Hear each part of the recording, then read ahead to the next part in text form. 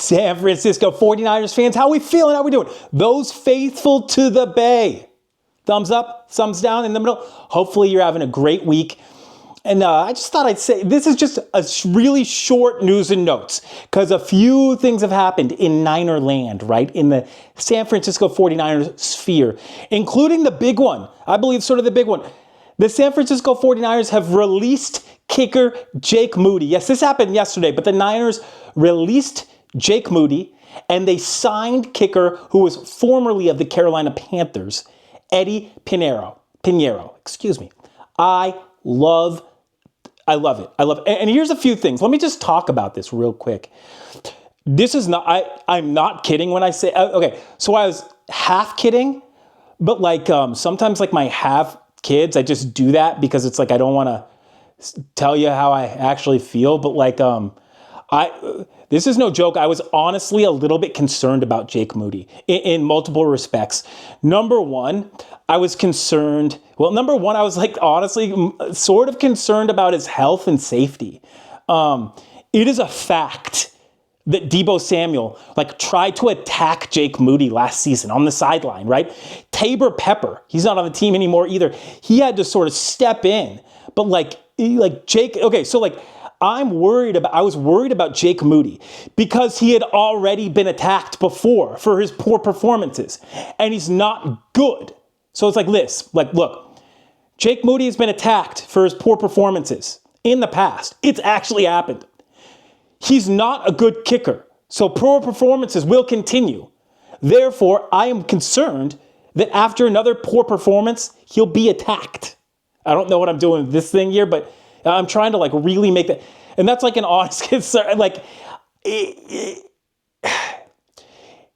there were sideline reports after Jake Moody missed, I don't know how many, that like players were swearing and throwing their helmets on the sidelines. That's just after game one. It's like Jake Moody had just gotten started with these guys. You can't have, it's not fair to the Niners squad or to Jake Moody. And second, honestly, like the person, it has been stated now that Jake Moody has been like Coach Kyle Shanahan said something to the gist of, like, Jake Moody wasn't in it mentally. That is serious. That is, I'm not messing or like, that is serious. Mental health. And that he was just, he wasn't engaged, right? That's not good. It's unhealthy. It's unhealthy not only for a kicker, for an employee, but it's unhealthy like for a human being to have that type of mental trauma. And it's gone now. Like, he doesn't have the pressure that the San Francisco 49ers as a third-round pick have placed on him. And hopefully he can go and kick elsewhere and be a healthy, happy Jake Moody. Because I'm a healthy and happy C-train right now, relatively healthy and happy for, right? And I love that he gets that opportunity, that Eddie Pineiro gets the opportunity as well, because I think he's a really good kicker. Y'all, he's got a shot. Bad news, he doesn't really do that well with his extra points. Good news, he's like a good general kicker. He's got great accuracy, and I think the Niners will be able to sort of exchange. So what do I mean by that? It's like, hopefully this just leads to more points. Honestly, I'm like a Niners analyst, right? That's what we're talking Niners. Hopefully, bottom line, this leads to more points. Now, not only, number one, they'll be able to exchange from further, like be able to be within range of getting points farther away from the end zone. That's always deadly. You always want to be within range of scoring. And how about this? This is very interesting.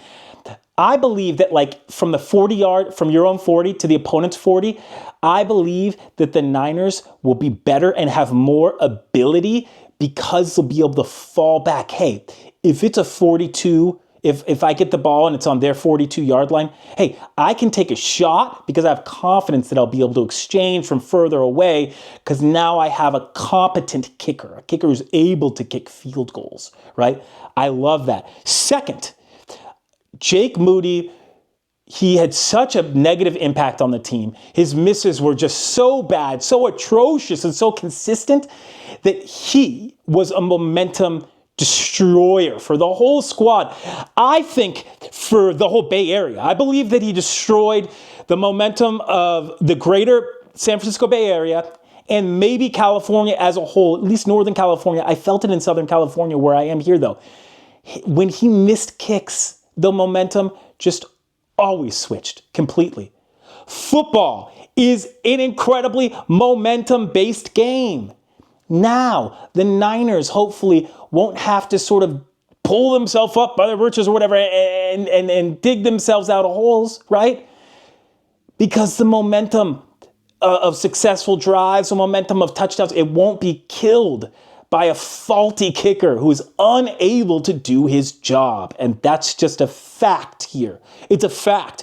By the incapable kicker, Jake Moody, unable to do his job, like literally is in the 70% for field goal percentage. Absolutely atrocious. Horrible, horrible, horrible. I think that the 49ers improved vastly, and I think that Jake Moody is by far better off elsewhere for a team that doesn't have the type of aspirations that the Niners have without now the team that didn't draft him in the 3rd round, right? Oh my golly. So I love that. Hey, actually, it's about to turn us up. Hey, we got a couple more notes. I don't know if I said this in the previous video. George Kittle's been put on IR, like the short term. So it's like 4 weeks, 4 games. George Kittle's out. That's going to be tough. I think that there's going to be more pressure on everyone, but it's like definitely, well, I'm going to lead into this other thing, but like Juwan Jennings, Kendrick Bourne, and honestly, Kyle Juszczyk. I think that Kyle Juszczyk is going to have to take some of these receiving and blocking responsibilities away from the tight ends. But hey, I do have a little bit of, hey, I got Jake Tonges. Okay. I can Cal product. Okay. And I hope that Luke Farrell can be a little bit better than he has been. He was Luke Farrell, the tight end for the Niners. He was like their off-season signing, right? It was one of their big free agents signings. He's got to step up. Next man up at tight end. Also, one last bit, not the best way to end, but Brock Purdy has a toe injury, shoulder injury, but toe injury, I guess, is the biggest one.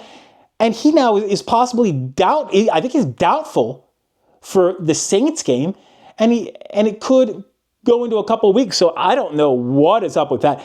It's like, in my opinion, almost the only way that he can go out. I mean, he's $55 million man, right? Like with an injury, as if it's like, if he requires surgery, then get the surgery. But if he like requires a shot and your toe isn't going to be bad, this is the time. This is the time. He's paid all the money. He's taken all the cap room. Brock Purdy must play injured. That is absolutely part of the game. Number one, part of football is playing injured. It's mitigating and knowing the risks versus reward, knowing your limits, but you absolutely do not play at 100% at any point in time, essentially, right? That's Marshall Faulk 101. By the way, that I'm talking about. Always said that nobody's 100%. I agree. So it's going to be next man up, probably Mac Jones. And I'll tell you what, this is a big, it turns the Saints game into a big game. Because the Niners, this is one of those games that they need to bag. They need to bag this game against the Saints. The Saints are sort of one of the poor teams in the NFL. No excuses, even with Brock Purdy out. Mac Jones, next man up. But we'll have more. I'll know more about about Brock Purdy's injury and whatnot as we go on into the week. It's only Wednesday. We got a few more days even before I preview and give the game prediction. So until then, have a great day. Have a great week. I'll talk to you soon. But for your 49ers content, like, follow, subscribe. And I'll see you next time at C-Train Station. Have a great one.